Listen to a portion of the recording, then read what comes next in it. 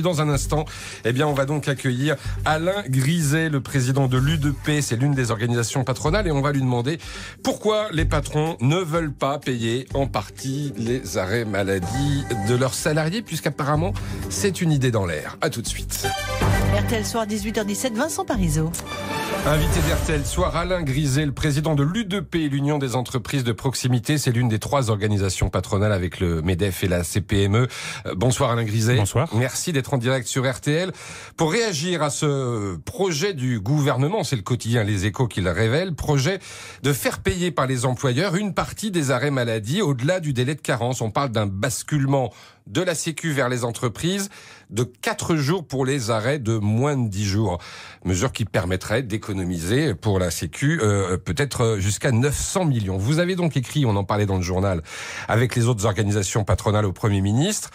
Ça veut dire que pour vous, c'est inacceptable sur le principe ? Si vous permettez une petite précision, c'était un sujet qui a été abordé dans le cadre d'un rapport demandé par la ministre à l'IGAS.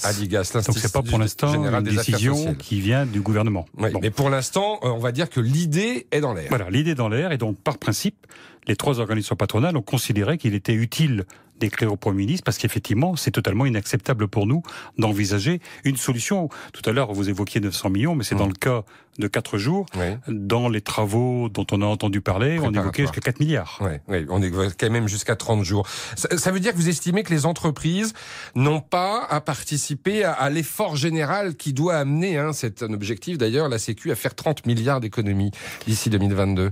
Les entreprises ne doivent pas participer à cet effort ? Tout d'abord, les entreprises payent des cotisations pour couvrir les salariés. Deuxième chose, il faut que le gouvernement ait une cohérence dans son action. Le discours du président de la République, c'est de dire je veux limiter le chômage, développer l'emploi et je mets en place une politique favorable aux entreprises pour embaucher.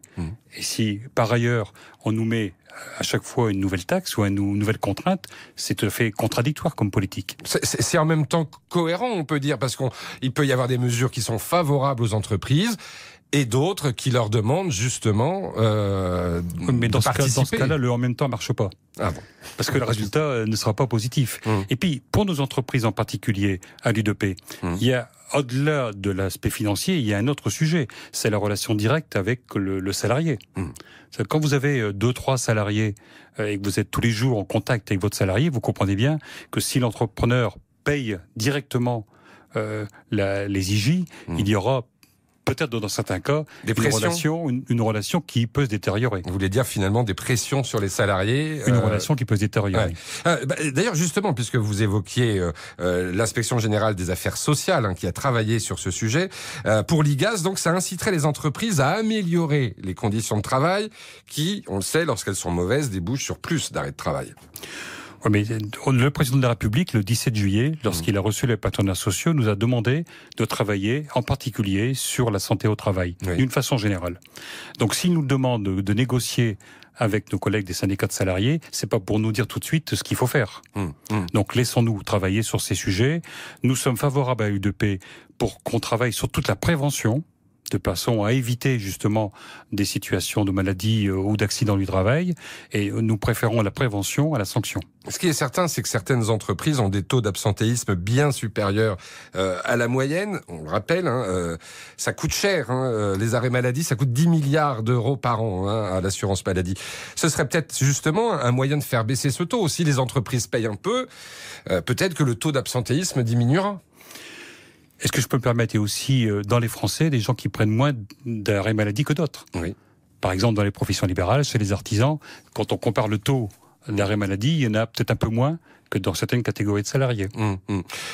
Vous n'estimez pas, comme apparemment c'est le cas du côté de Matignon, que le système actuel est finalement déresponsabilisant à la fois pour les salariés, évidemment, vous venez de le dire, il y a certains, selon vous, qui abusent du système, mais aussi pour les entreprises, parce que finalement, ça ne vous coûte pas lorsque un salarié est en arrêt de travail. Ça nous coûte, en tout cas dans nos entreprises, parce qu'à un moment donné, quand vous avez 2-3 salariés qui manquent un ou deux... En termes d'organisation. Il faut trouver une solution pour servir le client, qui est quand même notre objectif premier. Et par ailleurs, on est là dans un changement de philosophie globale. Je crois que les Français tiennent à la sécurité sociale. Alors qu'on veille à l'équilibre, c'est indispensable. Mais quand vous dites ce que vous venez de dire, ça veut dire qu'on sort du système assurantiel, et on tombe sur un autre système. Bon, pourquoi ne pas regarder ? Mais il faut bien que les Français soient conscients que partir dans cette direction, c'est totalement changer la philosophie de la protection sociale française. D'ailleurs, une fois n'est pas coutume, vous devriez avoir les syndicats de salariés de votre côté, parce qu'eux dénoncent un désengagement de l'assurance maladie. Ils pourraient être vos alliés dans cette affaire. Mais je crois que dans cette affaire-là, il peut y avoir des objectifs communs. Et vous allez vous mobiliser à la rentrée en septembre contre cette idée, même si pour l'instant, encore une fois, rien n'est acté? Écoutez, nous avons fait une lettre au Premier ministre. Nous allons voir la réponse qui va nous être faite. Et à la fin du mois d'août, nous devons avoir des rencontres bilatérales avec le Premier ministre. Ce sujet sera naturellement évoqué. Merci Alain Griset. Merci à vous. Président de l'Union des entreprises de proximité, l'U2P. Merci d'être venu en direct ce soir sur RTL.